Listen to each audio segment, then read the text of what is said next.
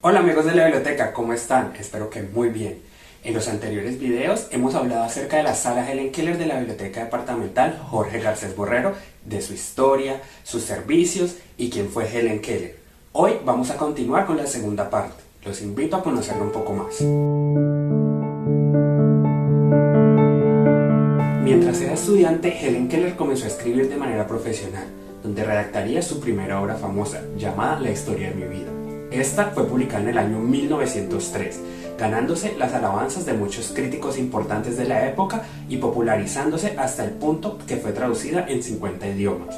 Helen se gradúa en el año 1904 con todos los honores, y así se convirtió en la primera persona sordociega en obtener un título de grado. En el año 1905, Helen se inscribió en el Partido Socialista, lo cual fue muy mal visto en Estados Unidos y la convirtió en un objeto de burlas, pues los periodistas amarillistas hacían publicaciones alegando que Helen no podía tener un punto de vista ante la política por tener una discapacidad. Helen Keller manifestó su descontento ante el ingreso de los Estados Unidos en el conflicto bélico durante la Primera Guerra Mundial.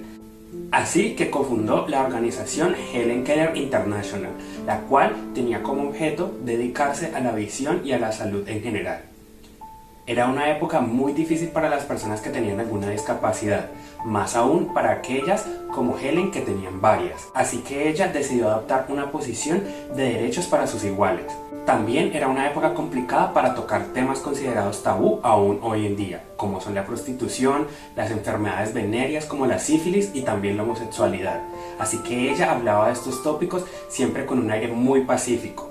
En medio de esta lucha, Helen consiguió tener una voz. Incluso conoció personalmente a los presidentes de Estados Unidos desde Grover Cleveland hasta John Kennedy.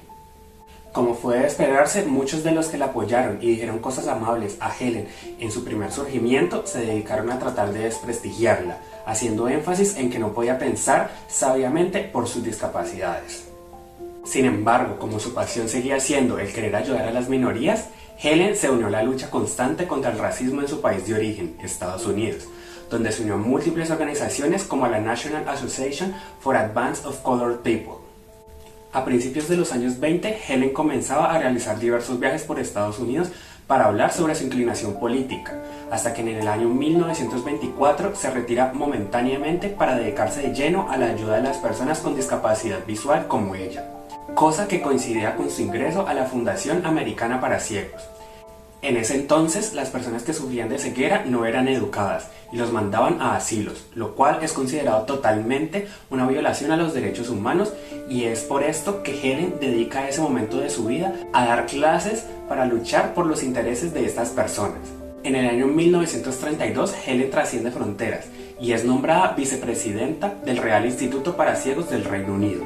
Entre 1946 y 1957, Helen siguió dándole la vuelta al mundo, haciendo visitas para motivar a los ciegos. Siempre se mantuvo muy activa en esto. Exactamente en el año 1984, después de haber visitado 35 países, se dirigió a Hiroshima y Nagasaki luego del terrible suceso de las bombas atómicas. Hubo muchas víctimas que se quedaron en las mismas condiciones que Helen tras el incidente, así que la recibieron de una manera muy cálida. Luego, en la Segunda Guerra Mundial, Keller también visitaría a los soldados que habían perdido la vista y el sentido de la audición, luego de estos sucesos para contar su historia y darles ánimo.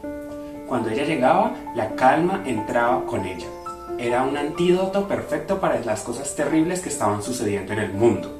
Estuvo ayudando en lo que pudo hasta el año 1961, en donde Helen sufrió una consecuencia de derrames cerebrales que la incapacitó también en sus piernas, estando ahora en silla de ruedas. En el año 1964 recibe la Medalla Presidencial de la Libertad, aun cuando no pudo ir a recibirla por su salud. En el año 1955 es incluida en el National Women's Hall of Fame.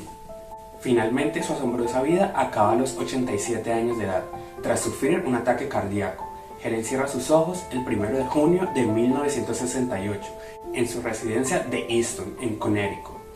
Fue cremada y sus cenizas se depositaron en la Catedral Nacional de Washington, junto a su amiga Sullivan. En uno de sus últimos escritos más memorables, redactó justo unos días antes de morir: en estos oscuros y silenciosos años, Dios ha estado utilizando mi vida para un propósito que no conozco, pero un día lo entenderé y entonces estaré satisfecha. Esto es todo por el día de hoy, amigos. Espero les haya interesado mucho. Recuerden por favor apoyarnos en nuestras redes sociales, darle like, comentar, compartir y suscribirse en Facebook, Instagram, YouTube y Twitter de la biblioteca, además de estar pendiente de toda la programación en la página web de la biblioteca. Bibliovalle te cuida, yo me cuido. ¿Y vos?